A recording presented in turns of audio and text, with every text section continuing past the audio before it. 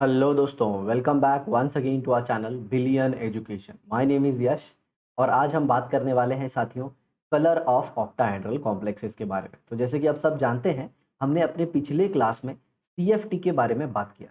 आप सबको पता होगा CFT is nothing but what crystal field theory. Okay, और इसको बहुत ही ढांसू तरीके से एक्सप्लेन किया।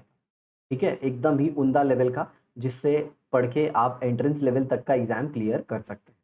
ठीक है साथियों, तो before starting colour of octahedral complexes I would like to request you कि हमने हमारे इस चैनल पे 95% केमिस्ट्री के सिलेबस को खत्म कर दिया है, both 11th and 12th standard. तो आप अपने पूरा 12th 11th का प्रिपरेशन इस चैनल से कर सकते हैं, साथ ही एंट्रेंस। तो आप ये सोचते रहोगे कि सर आप क्या रिक्वेस्ट करना चाहते हैं, यही कि आप इसे अपने सारे दोस्तों तक शेयर करो, हम पहुंच जाएं सब तक, ताकि हम जल्द ही अपना एंट्रेंस का भी पार्ट स्टार्ट कर सकें। आप समझ रहे हो, एंट्रेंस भी जल्दी ही अपने को स्टार्ट करना है।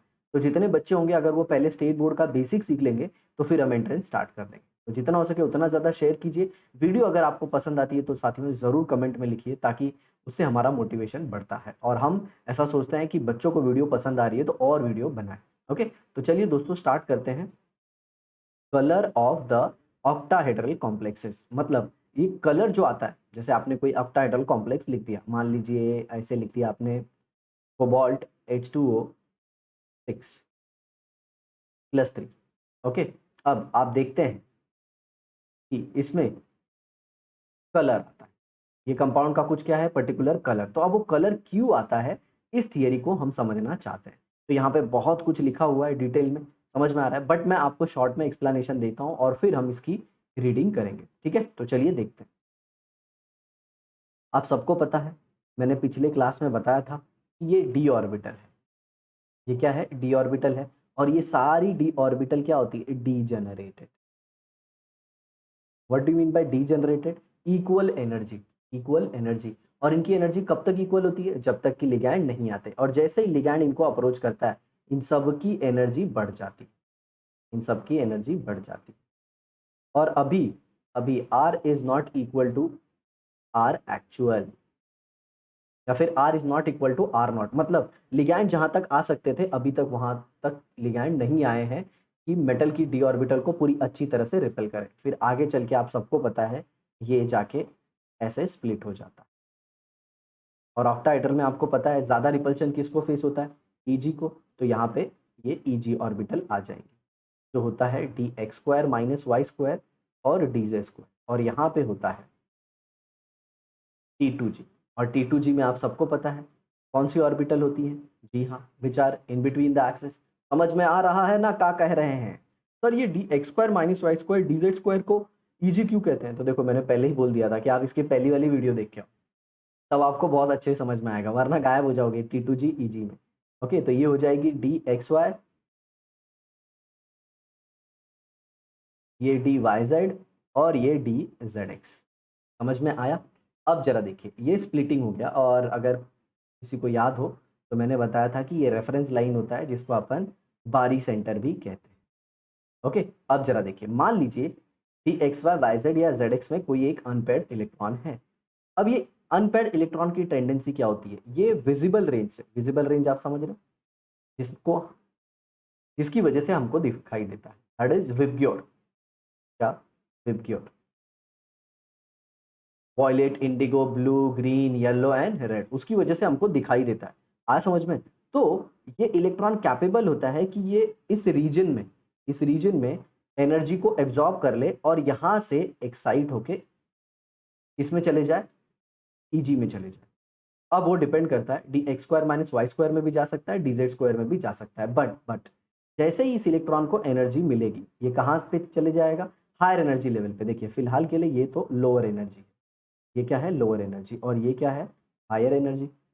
सर हमें कैसे पता चलेगा, हाँ सर, हमें कैसे पता चलेगा कौन सा हायर एनर्जी है कौन सा लोअर एनर्जी है। तो लो ना, ये एक्सिस बना दिया मैंने, मान लो वाई एक्सिस, और इस पे जो एनर्जी है वो बढ़ रही है। आया समझ में मैं क्या बोल रहा हूँ, क्लियर है। चलो आगे देखो। तो ये इलेक्ट्रॉन क्या करेगा, एनर्जी लेके यहाँ पे चले जाएगा। ठीक है, अब इलेक्ट्रॉन मान लीजिए एनर्जी लेके एक्साइटेड स्टेट में आ गया। सर इलेक्ट्रॉन एनर्जी क्यों लेता है और एक्साइट क्यों होता है। अरे भैया सिंपल सी बात है, आपने बोर मॉडल में पढ़ा है कि इलेक्ट्रॉन को अगर एनर्जी मिल जाए तो इलेक्ट्रॉन क्या करता है, उस एनर्जी को एब्जॉर्ब करता है और एक्साइटेड स्टेट में चले जाता है। पढ़ा था ना आपने? तो वैसे ही यहाँ पे इलेक्ट्रॉन एनर्जी को एब्जॉर्ब करके एक्साइटेड स्टेट में चले जाता है। अब हम सबको पता है कि ये जो हायर एनर्जी स्टेट है ये अनस्टेबल है। सर हायर एनर्जी स्टेट क्यों अनस्टेबल होती है? अरे सूरज है और चंदा है यार, किसमें ज़्यादा एनर्जी है? सर सूरज में ज़्यादा एनर्जी है। हाँ सर सूरज में ज़्यादा एनर्जी, इसीलिए देखो अनस्टेबल है।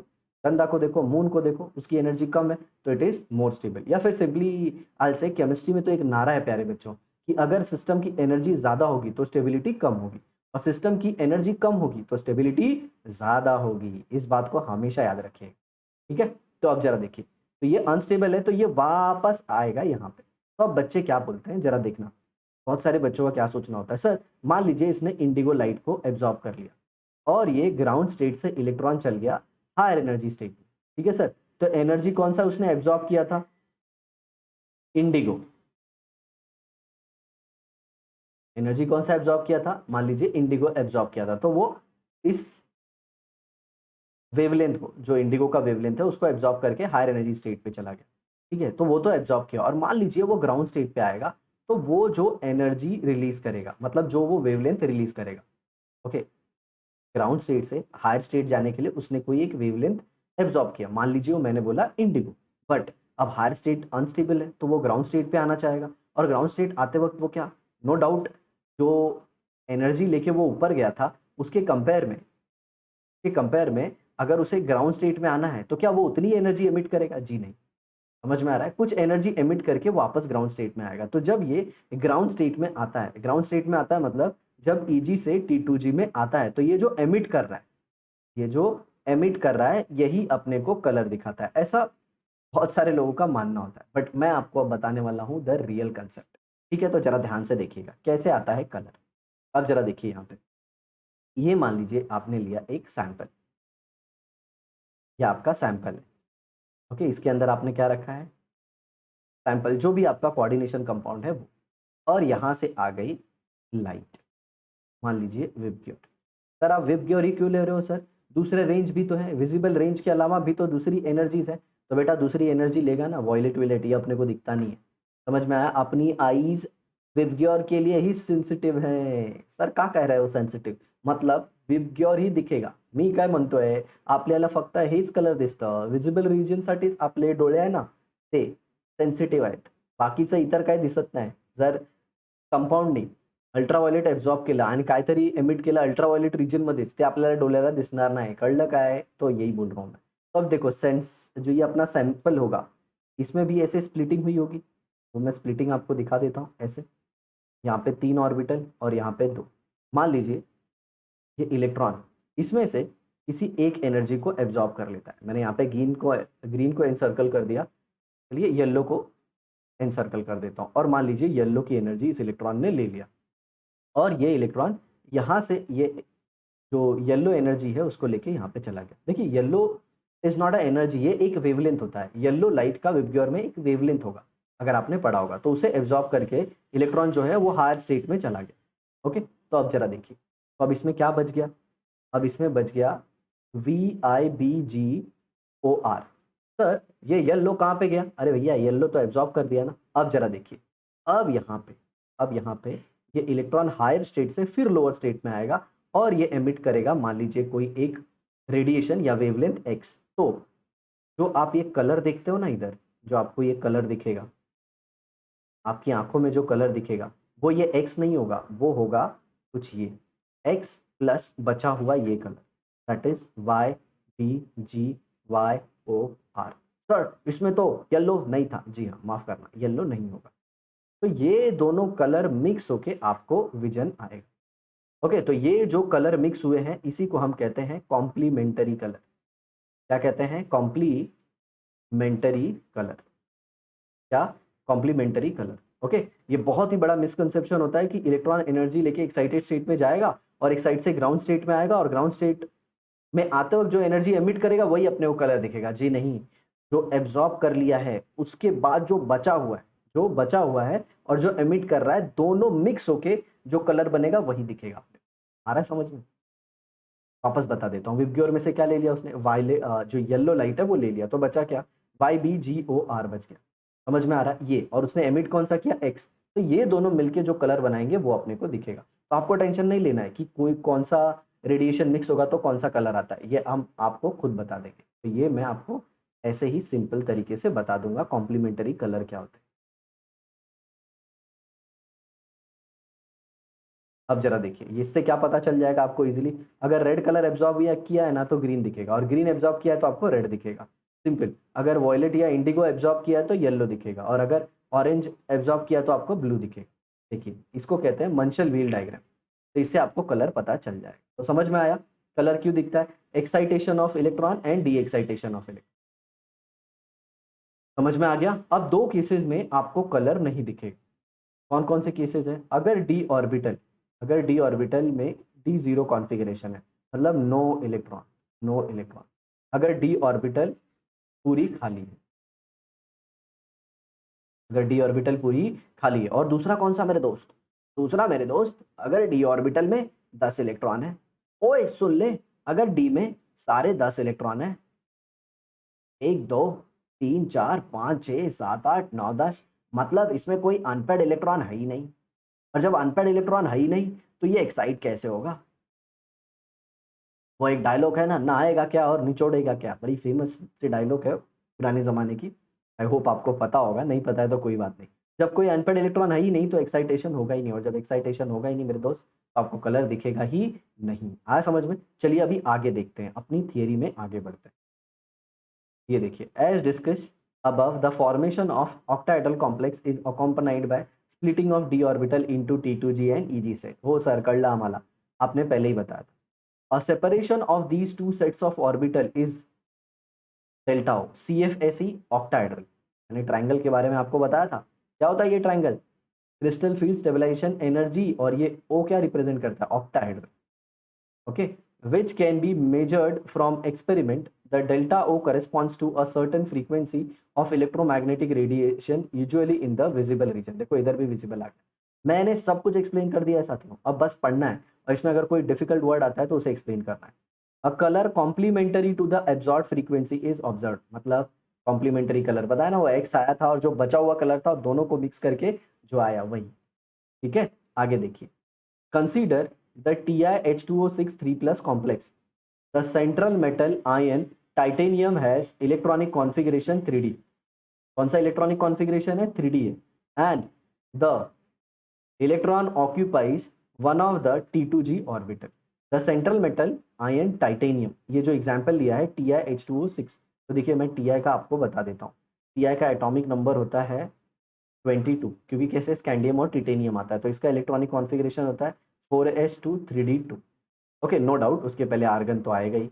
सर आर्गन कैसे आएगा, सर आप जो लिख रहे हो ना वो भी मुझे नहीं दिखाई दे रहा है, मैं समझ रहा हूँ, ये मेरे चेहरे के पीछे छुप गया है। अब जरा देखो, अब दिखाई देगा आपको। ठीक है, तो ये टिटेनियम H2O6 3+ है। ओके, तो the central metal ion titanium has electronic configuration 3d2 आएगा, and electron occupies one of the T2g orbital. चलिए मैं आपको बता देता हूँ कैसे। तो थोड़ा सा इधर ले लेते हैं। अब ऐसा हो सकता है कि मैंने कुछ एक्सप्लेनेशन दिया हो और वो मेरे फोटो के पीछे छुप गया हो, तो माफ़ चाहूँगा। आपको सिंपल बताना चाह दूँगा, एक बार वापस बता देता हूँ कि D0 और D10 कॉन्फ़िगरेशन होंगे तो इसमें कलर नहीं दिखेगा। इसमें कलर नहीं दिखेगा, इसमें क्यों नहीं दिखेगा, कोई अनपेड इलेक्ट्रॉन है ही नहीं एक्साइटेड होने के लिए, इलेक्ट्रॉन ही नहीं है। और D10 में क्या है, D10 में सारे इलेक्ट्रॉन जो हैं वो पेयर्ड, तो ये भी जल्दी अनपेयर्ड नहीं है। ठीक है, अब चलिए, अब मैं आपको बता देता हूँ टिटेनियम का इलेक्ट्रॉनिक कॉन्फ़िगरेशन। तो ये टिटेनियम है, इसका इलेक्ट्रॉनिक कॉन्फ़िगरेशन होगा क्या, आर्गन 3d10 4s2। आ गया समझ में, argon 3d10 4s2। I hope आपको समझ में आ गया। अब जरा देखिए, अरे सर ये 3d10 कैसे लिख दिया, ओ गड़बड़ हो गया, 3d2 4s2। अब सही है ना, क्योंकि टाइटेनियम कितना होता है 22, आर्गन 18, और ये दो 20 और ये दो 22 हो गए। और अपना कॉम्प्लेक्स क्या है, टिटेनियम H2O6 +2, और +2 हो गया तो कौन सा इलेक्ट्रॉन गया होगा, 4s का इलेक्ट्रॉन चला गया, मतलब डी में कितने इलेक्ट्रॉन है, डी में 2 इलेक्ट्रॉन है, तो इसकी भी स्प्लिटिंग ऐसे होगी, ये देखो। तो एक इलेक्ट्रॉन इधर, एक इलेक्ट्रॉन इधर, ये क्या हो गया, ये हो गया T2G। और ये क्या हो गया, Eg। अब ये विजिबल रेंज से लाइट को एब्जॉर्ब करेगा और इलेक्ट्रॉन इधर एक्साइट होगा और फिर डी एक्साइट होगा और आपको कलर दिखेगा। तो चलो इधर देख लेते हैं। ये देखिए T2G में उसके कितने इलेक्ट्रॉन, एक, ग्राउंड स्टेट। ताकि यहाँ पे टिटेनियम का कौन सा ऑक्सीडेशन स्टेट लिया है, ओके +3 लिया है। देखिए इन लोगों ने +3 लिया है, अपन ने +2 लिया था। ओके, तो अगर +3 लोगे तो फिर ये इलेक्ट्रॉन नहीं होगा। समझ रहे हो ना, पहले 2 इलेक्ट्रॉन किसके चले गए, 4s के चले गए, फिर उसके बाद एक इलेक्ट्रॉन और जाएगा, क्योंकि +3 का मतलब क्या है, 3 इलेक्ट्रॉन लॉस हो गए, 3 इलेक्ट्रॉन का क्या हो गया, लॉस हो गया। तो इलेक्ट्रॉन कहाँ से जाएगा, पहले 2 4s से गए और फिर एक किससे गया, 3d से। तो यहाँ पे कितना बच गया, एक। अब ये इलेक्ट्रॉन यहाँ से यहाँ जाएगा, ठीक है, T2G से Eg। और फाइनली ये कुछ एमिट करेगा, मान लीजिए x, और बचा हुआ लाइट का पार्ट, दोनों मिलके क्या देंगे, कॉम्प्लीमेंटरी कलर, और वही आपको दिखेगा। समझ में आया, चलिए ये इसको भी पढ़ लेते हैं। The absorption of the wavelength of the light corresponding to delta O parameter promotes an electron from T2G level. Okay, वही मैंने आपको बताया। Such energy gap in case of TiH2O6 3+ complex is 20,300 per centimeter. Okay, ये energy gap है, इसको distance के term में ऐसा बता दिया गया है। समझ में आया, उसके पीछे भी क्या रीज़न है वो भी हम आपको बता देंगे एंट्रेंस के सेक्शन में। Okay, 520 nanometre and 243 kilo joule per mole. इसको आप ज़्यादा मत सोचिए, ये आपके इतने काम का नहीं। And complementary colour to this imparted to the complex, a violet color of the titanium H2O6 complex arises from DD transition. अब ये DD ट्रांजिशन क्या हुआ, इलेक्ट्रॉन T2G से Eg में गया, मतलब एक d ऑर्बिटल से दूसरे d ऑर्बिटल में गया, तो इसी को हम कहते हैं T2G या फिर T2G टू Eg ट्रांजिशन या फिर DD ट्रांजिशन। तो ये बहुत ही इंपॉर्टेंट चीज़ थी। अब इसमें हुआ क्या कि कलर का जो थियरी था उसको मैंने अच्छे से डिटेल में बताया, और इस कंसेप्ट के लिए थोड़ा ज़्यादा टाइम लिया क्योंकि इसको लेके बहुत मिसकंसेप्शन होता है। और मैंने देखा है कि बहुत सारे स्टेट बोर्ड के ऐसे बच्चे हैं, उन्होंने मुझे टेक्स्ट में लिखा था कि सर ये प्रॉब्लम आ रहा है, ऐसा ऐसा है। तो मैंने बोला ठीक है भाई, डिस्कस करते हैं उसको। तो ये जो कंसेप्ट मैंने आपको बताया ये कुछ इस तरह से होगा। आई होप आप सबको पसंद आया है, तो इसे ज़रूर शेयर कीजिए, फैला दीजिए सबके बीच में। ओके, तो हमारी सारी वीडियो देखिए, अपना नॉलेज बढ़ाइए और माता पिता का नाम रोशन कीजिए। तो मिलते हैं आपसे नेक्स्ट एपिसोड में, तब तक के लिए बाय बाय।